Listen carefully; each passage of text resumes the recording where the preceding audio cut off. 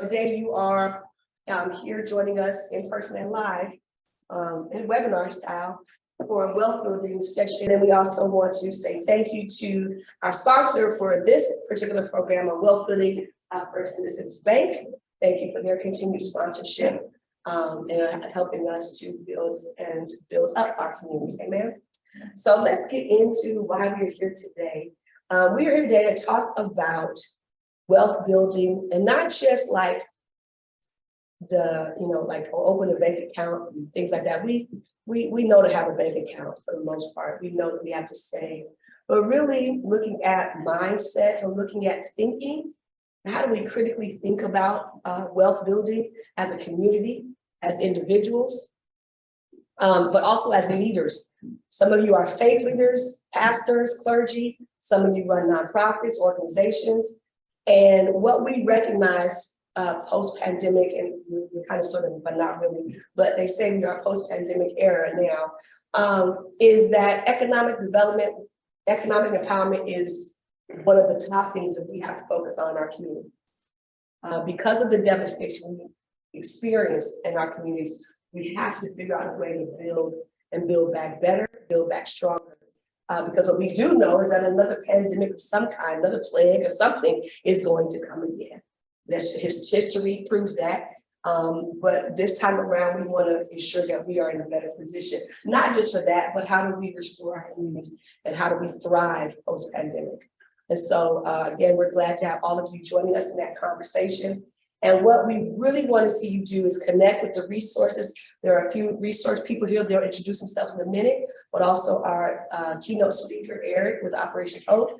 We want you to connect with those resources, get the information, and listen, let's not let it stay here in our heads, but please take it back. Take it back to your organization, take it back to your community, take it back to your family, but take it back to somebody. And by connecting with the resources, they enable you to take it back, because you can also call them to come to your church, to your organization, to your meetings, et cetera, et cetera.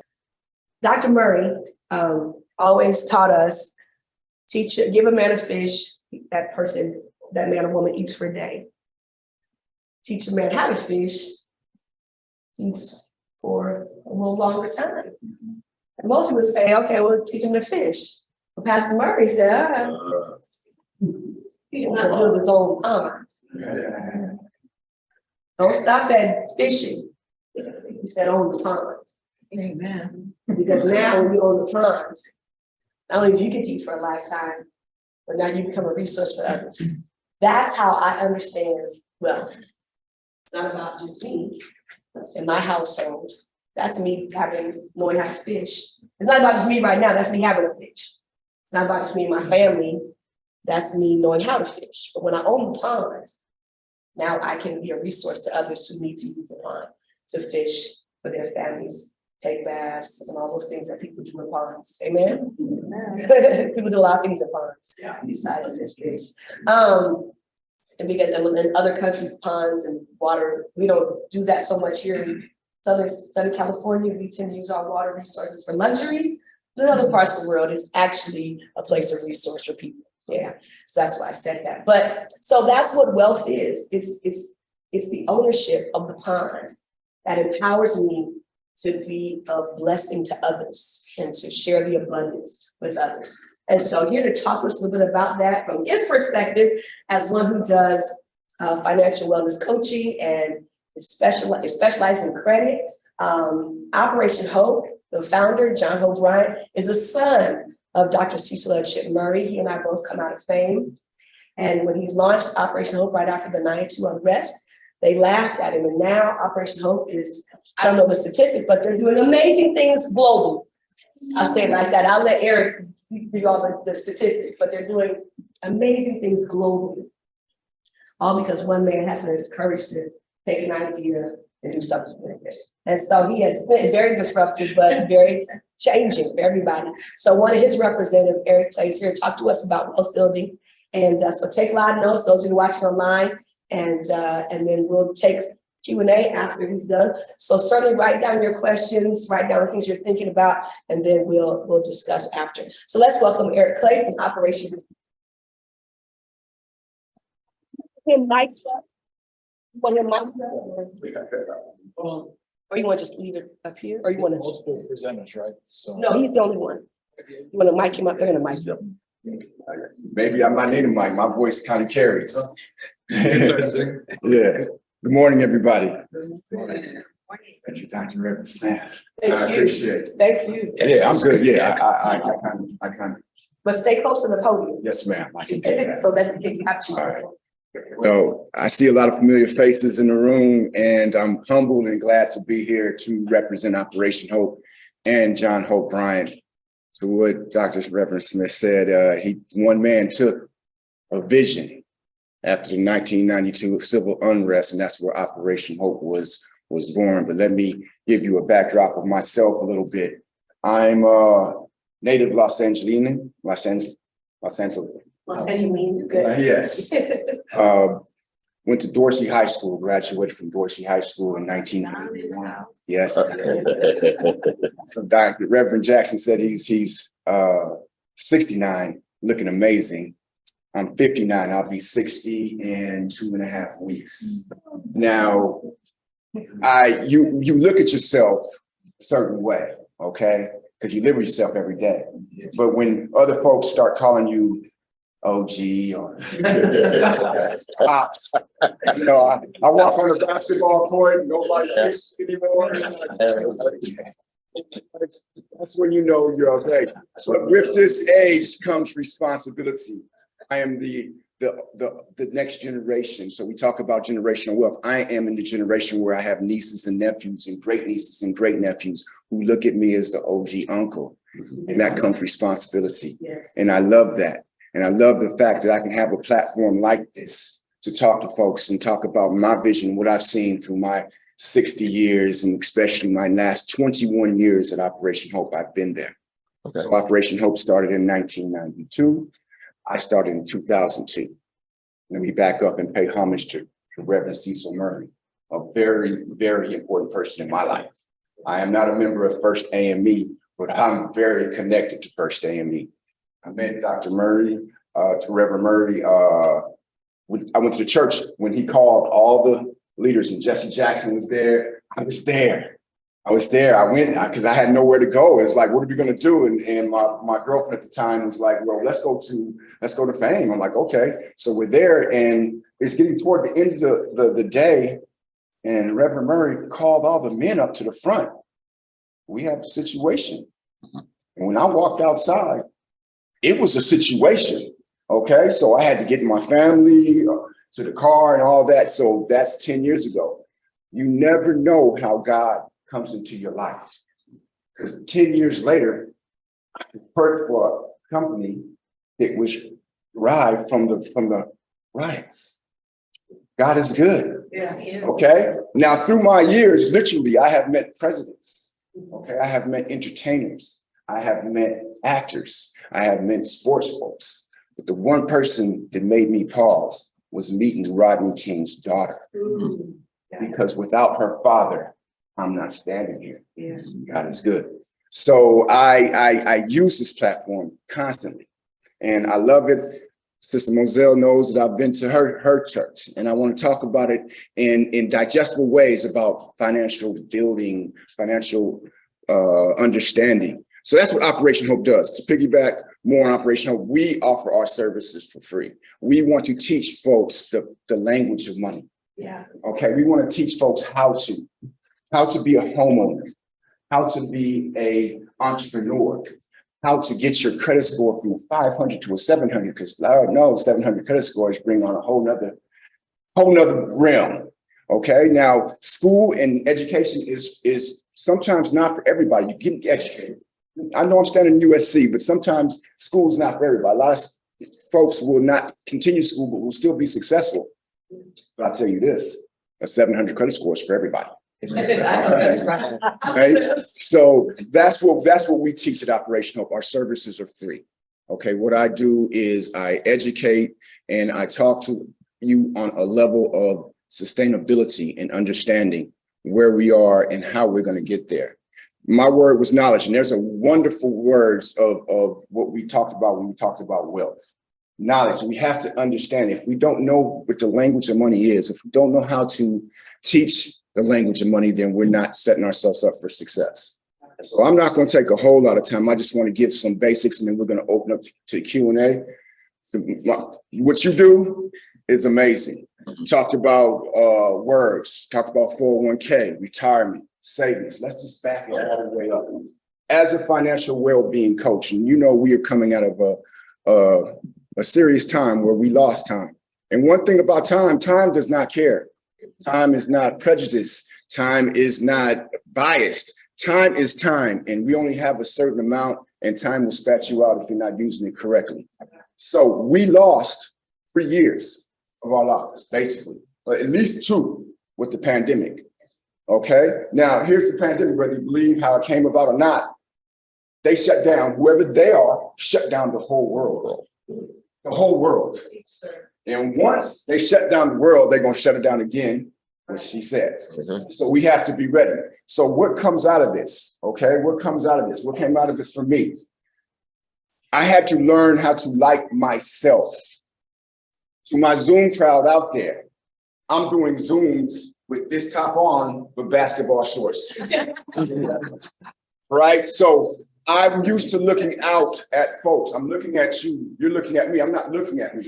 So I don't care what I look like. I'm just trying to get my message across to you. But Zoom, when you are the only one on camera and you have the same amount of people in this room that are on camera, they're off camera, only person you're looking at is you. And I realized I didn't like myself. I'm like, who is this guy? You know, so you start nitpicking yourself. You start questioning yourself. So what came out of it is I had to learn how to like myself. I had to make myself my best friend. Okay. And that's what I did. So moving forward, I know now that self-building is where it starts. Wow. Folks, we have to like ourselves. As a financial well-being coach, if we don't like ourselves, if we're not taking care of ourselves, then how can we take care of others? Okay? 69, 59, about to be 60, about to be 70. Okay, that says a lot. It means that I've lived a long life and I want to live even longer, but my time is, even if the double to 120, which is kind of improbable, I have more days behind me than I have ahead of me. So I have to make my days count. I'm a single parent. Back to Reverend Murray. Reverend Murray, when I met him 31 years ago, he married me. He married my wife. He christened my kid, and he also buried my wife.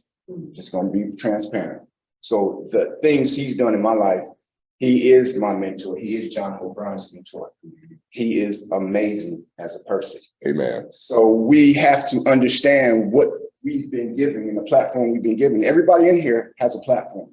We're going to reach out. We're going to touch some folks. We're going to reach out. We're going to educate some folks. And it starts all the way back, first self-help. And once we have that, once we have self-knowledge, then let's talk about the basics of money. Words, savings, and budget. That's where we start. We have to understand the budget first. The budget part is what's coming in and what's going out. And that's everything. You have a list of things that we have to do. Right now, I've been at Compton College, teaching at Compton College or office operation at Compton College for 8 years. And I asked the youth, because that's what comes in, the youth. I asked the youth, what's the most important thing? What do you think they tell me? We said, the question was earlier, after your mortgage, what's the most important thing? Energy. Ask the youth, what's the most important thing? Clothes. No. Get paid. Phone. Phone is their most important thing. Okay. Wow, that's good. But listen to it. For us, for me, it's not my phone, okay? Because I'm not married to my phone. But these youngsters are married to their phones because they have a wealth of information. They can Google me right now. Eric Clay, you don't work for Operation Hope. And they will tell and I have never told Google that I work there. I don't even know how Google has information on me, which is another scary thing. And that's a whole nother, AI is a whole nother, we have to, first of all, we have to stay woke. Right. You have to stay woke because there's a lot of moving parts and a lot of instant gratification. I can take your picture and send it around the world. Back in the day, I'd take your picture and then I'd think save on it and let it develop in 3 days. Right, Okay? right. I kind of miss that. Instant gratification is where we are. So we have to teach the budget piece. What's coming in, what's going out. I sit in financial aid, which means these young kids are getting financial aid. They're going to get their money and they're going to blow it. We want to teach how to save, how to make certain lifestyle choices, but we have to do it ourselves. My aha moment, I've been working Operation Hope probably 5 years. My son was about 10 years old.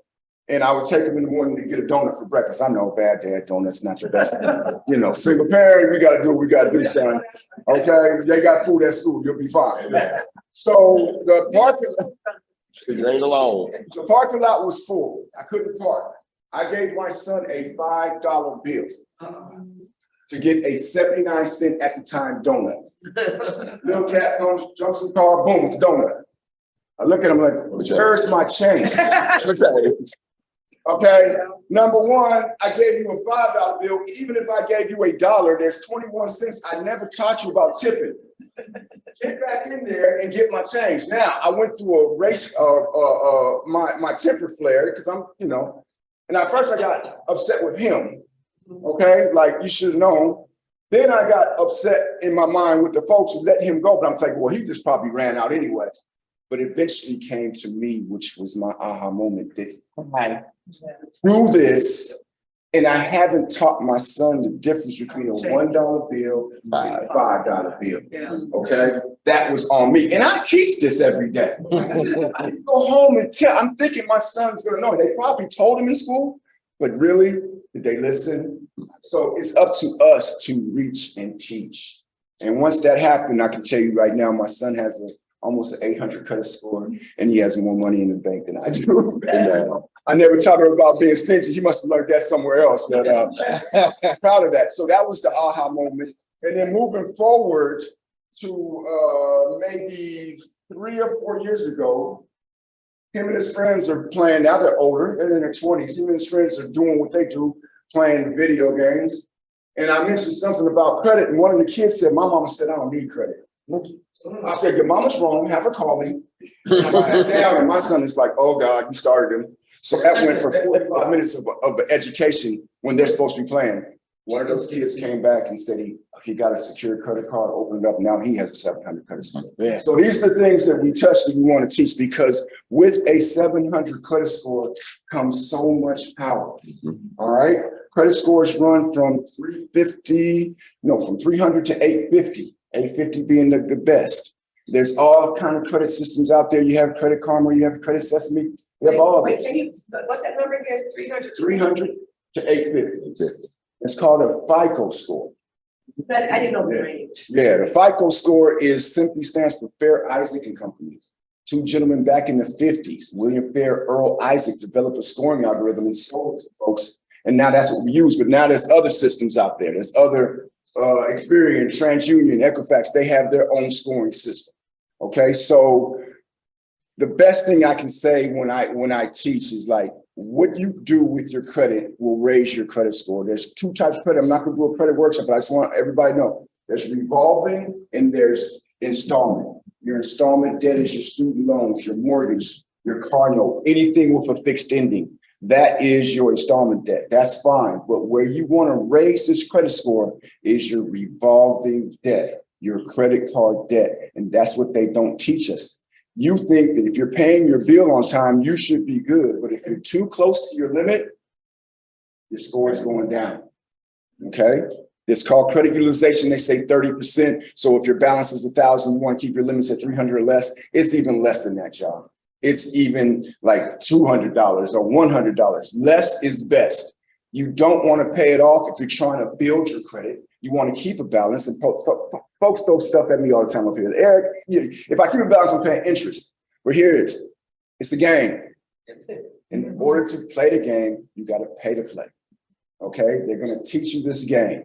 I'm going to teach you the game, how to do it. Once you get to where you want to be, then you can pay your debt off, obviously. You want to be debt-free, you want to have wealth, you want to have all this, but we have to understand and teach on a level that folks are going to understand to do it right as youngsters. Now, the definition of wealth is financial assets passed down from generation to generation.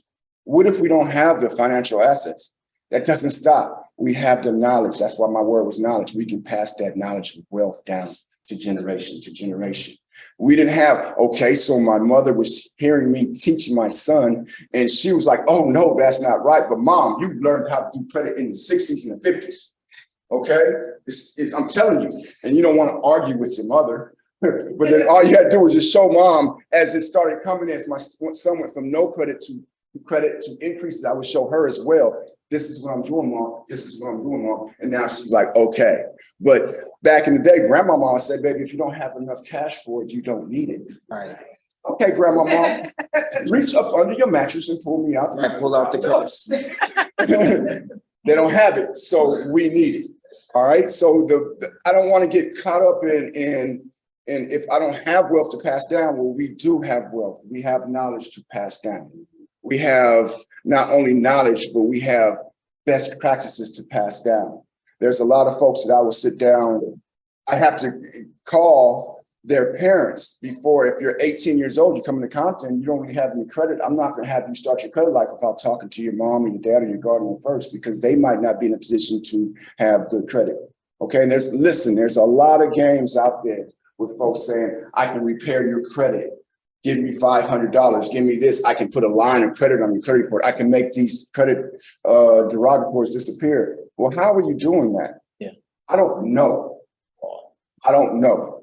That was real, because if I knew, then I might be tempted, because there's so many people, but I don't know how to do it. I just know how to do it the correct way, because what if it came back? Yeah. What are you going to tell the bureaus? Well, you know what? I paid for that to get off of my credit report. And that's not what we want to do. We want to teach it right. We want to teach savings. Habits take about 6 weeks.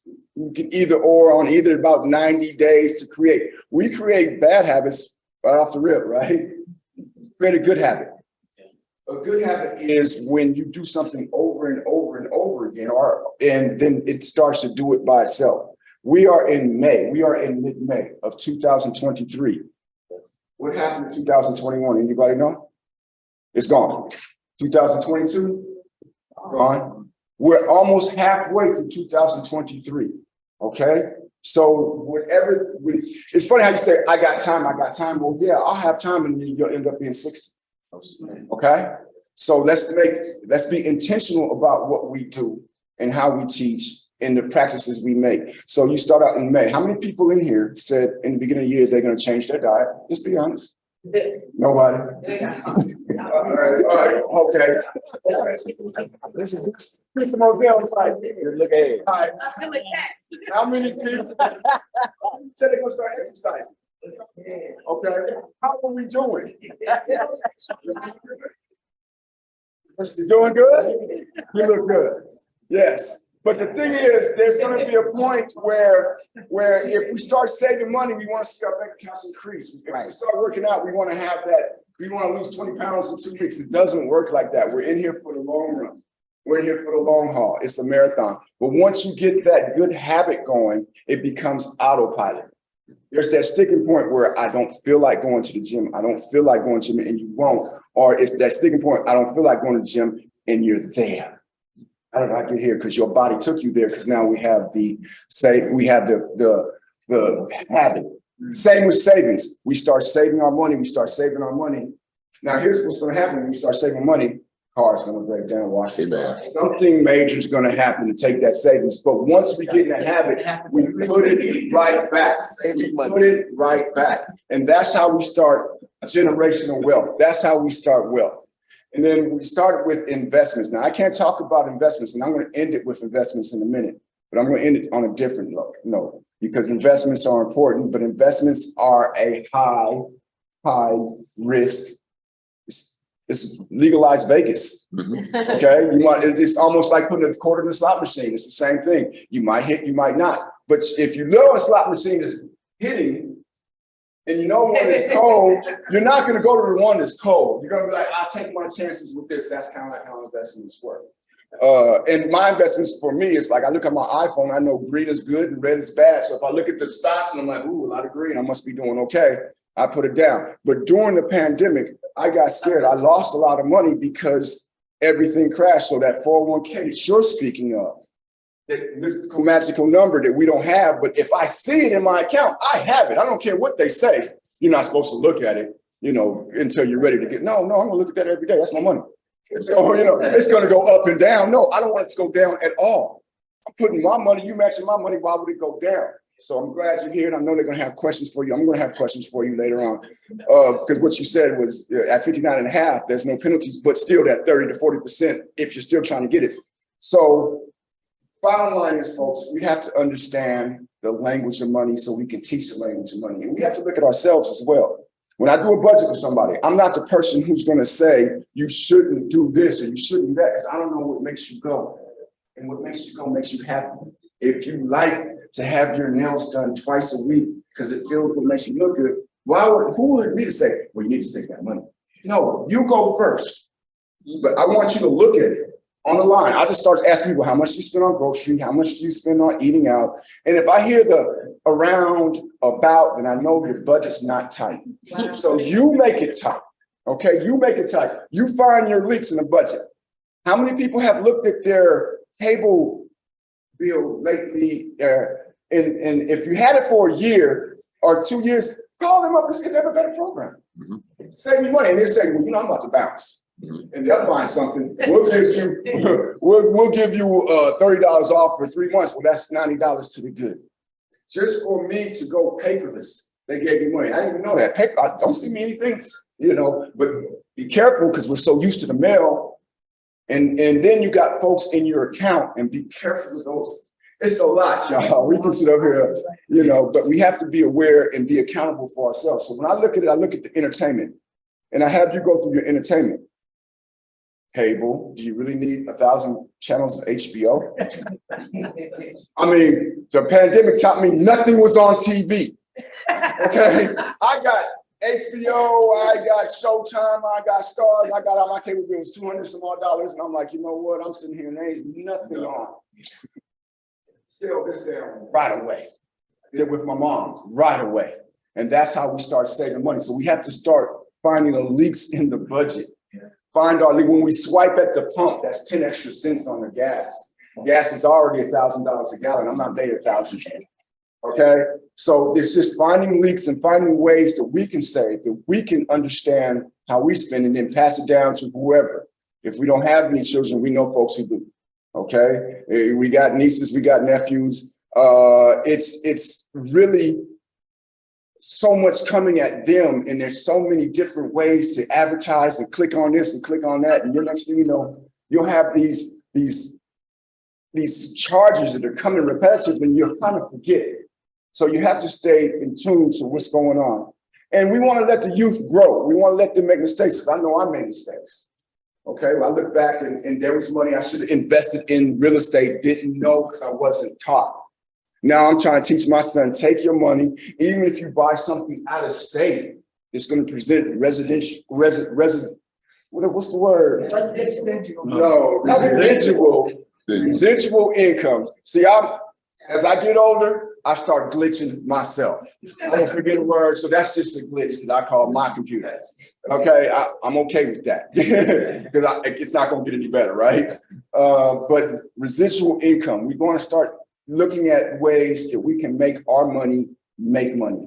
As John Hope Bryant would say, I want your money to make money in your sleep. Okay, and what he's done is remarkable. I am humbled and blessed to be part of Operation Hope, to watch it grow from being here at Leimert Park to being, like you said, globally.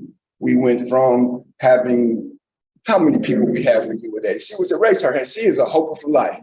Well, we had what, maybe, I don't know, 20 people so? Yeah. We have over 300, almost 400 folks in Operation Hope right now. And we are across the especially the states. And when I hear the statistics that you were talking about, or that you said I was going to say, just say it's a lot. I'm not going to ignore you with, okay, we've educated over this, we've educated over that. We have. And we continue to do it. And it's a wonderful organization. We do it for free. And I actually encourage you, one of my takeaways, and Sister Moselle will say, well, have somebody from Operation Hope come teach your congregation. If you have a nonprofit, come talk to your people and just do a financial workshop. It's just broad strokes, and then we drill down one-on-one. If you want to meet with me one-on-one, I will sit down and pull your credit report with no inquiry whatsoever, give you your credit score, and we'll talk about ways to get that credit score up. We are not credit repair. Credit repair is for profit. I do not knock anybody who's trying to make money. But if I can teach you to do it for free, then why would you pay somebody? And once again, I'm not trying to take any money from anybody, because there might be some credit reports that are like, yep, you're going to need credit repair, and I can just show you that, but we don't do that. But I'm going to do most of what that's going to do. If there's something that needs to be disputed on your credit report, I'll create the letter. You mail it out, half and half. I said mail. I know we can go online. Eric, I can just do this online. But I want to put the bureaus on alert, because there's certain laws. Bureaus have 30 days to respond to your letter. Yeah. If they don't respond to that letter within 30 days, they have to take off everything on that letter that was disputed. Right. Okay. Not the same for email. Right. Exactly. So we put them on the clock, and we have to do it certified return receipt, where you get the little green envelope back. And that way it puts them on the clock. Once they're on the clock, best believe they're going to respond. If they respond, they have an additional 15 days to do whatever it is that you were asking them to do. And I'm only looking for 3 things: deleted, remains, or updated. That's it. And a dispute is not a long letter. It's not that. The bureau says, this is not my account. This is an outdated account. This is an incorrect account. It's not an explanation, because that's between you and the creditor. The explanation is between there. That's small claims and all that. So it's like, you're not going to write a dispute letter with like, I didn't really like the product and they took too long. No, the bureaus don't care. They're like, next. Okay. So I am going to come back to that. I'm going to be up here for questions regarding credit that you might want to have. But I want to end with this. I want to be responsible or give your time back. We talk about investments, and we just talked about a little bit. If you know something is not going to be an investment, you want to invest your money in for a high rate of return on your money. Let's just take the word money out and let's put love in there. Okay? I'm going to invest my love into somebody, and if I'm not going to get that same return, why would I invest that? That's not a good investment. That's a toxic investment. Right. So we have to listen. We are on a different world right now. After we've come out of this pandemic, I don't know about you, but when I notice people driving, they are doing different things than if we're doing prior to this. Some folks are doing different things. There's a different mentality out there. Devil is real out there. Lucifer is looking at this and like, I'm kind of liking this place. So we as people, as people who are in this room, who have platforms to teach, to reach love. Because Stevie Wonder said the world is in need of love today, and that song goes back into the 70s, which is almost 50 years ago. And if you play that song right now, you will it's, you know, the more even world. This is your friendly announcer. I got some serious news to pass on. Yeah, okay. The world is in need. So let's invest our love to get the highest yield of return. It embellishes and empowers us and empowers the people. And if there's some toxicity, because not everybody's going to get along. I don't get along with everybody. That's okay. I respect you though, but just don't let it bleed into your lifestyle where next thing you know, it's absorbing these people around you, because that just creates, it creates not generational wealth, it creates generational toxicity. And we got to stop that. So we have to understand, reach out, teach, and go from there. How can you share something from today within the next 24 hours? Whether it's through a newsletter or an e-blast or going live on social media or sending a text message or whatever. How can you share? We're going to pass the note, pass the notes around, take a couple and pass. Yeah, you can take 2 or 3. And then, invite me. Okay. Oh, we need, okay, no, I have a picture. Okay. Okay, no problem. And so how can you share that in the next 24 hours and then put it right here? So I gave you the dates, you have that. Also, a couple of things that I heard that I want to kind of go back on, and I want us to think about opportunities. One of the things that Eric said is that there's a language of money. So what I want to encourage you to do, for those, especially those that were taking notes, and this session will be put on our website at some point. It has to be edited, but it will be made available. But I want to encourage you to begin to create a glossary, your own personal glossary that you can share with your family members, your friends, that you can share with people in your networks, based upon some of the things that you heard today, maybe some other financial language that Eric used and others used, Pastor Tommy, Frank, and I didn't catch your name, sir. Evan. There was some language that was used, Crystal even. So begin to build a glossary and then teach and share the language. I'm blessed to speak 2 languages. And one thing that I've learned is that when I go to Paris, I can communicate because I know the language. But if I don't know the language, it's hard to communicate. And part of the challenge with our communities is that we can't communicate on the same level is because we don't know the language. So build your glossary. The second thing that I want to lift up as an important note, I heard a lot about seniors. To my pastors in the room, to those nonprofits who has community engagement, build something for the seniors. Create something for the seniors in your community, in your congregations, because it's really on us to help protect them. Yes, it's easy to say, oh, well, they shouldn't give out information, they shouldn't. But if we know we have seniors in our communities and we're not helping them to be protected, then that's on us as ones who are able to field calls and all the things that they may not have the capacity to do on their own. Amen. So I'm putting the challenge out there, build something, create something, and it could start with just a few, but build something for our seniors. And then the last one is our youth. So I'm gonna stick this one with Chris, because Chris and Miyoshi, because they're the 2 youngest. Well, I'm not gonna assume nobody's age, but what I know of them.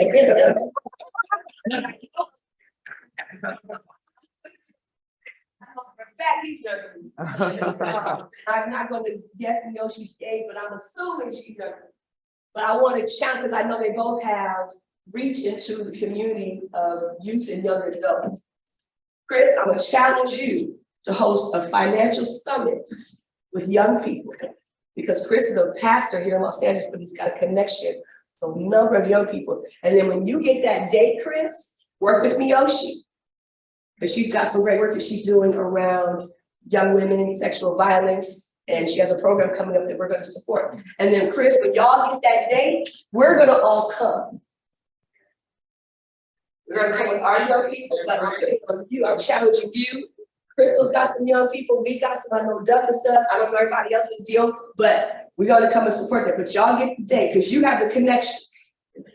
Most of his church is under the age of 35. Okay, so we want to build stuff for our young people as well, and Brother Umar as well. So those are some next steps, some things I want to just offer that I heard come up. But here's the most profound thing that I heard. I've never heard about wealth, and that wealth is self-love. Self-love. That's good. You said that. Wealth is self-love. We cannot really build wealth unless we love ourselves. True. So that was major. That was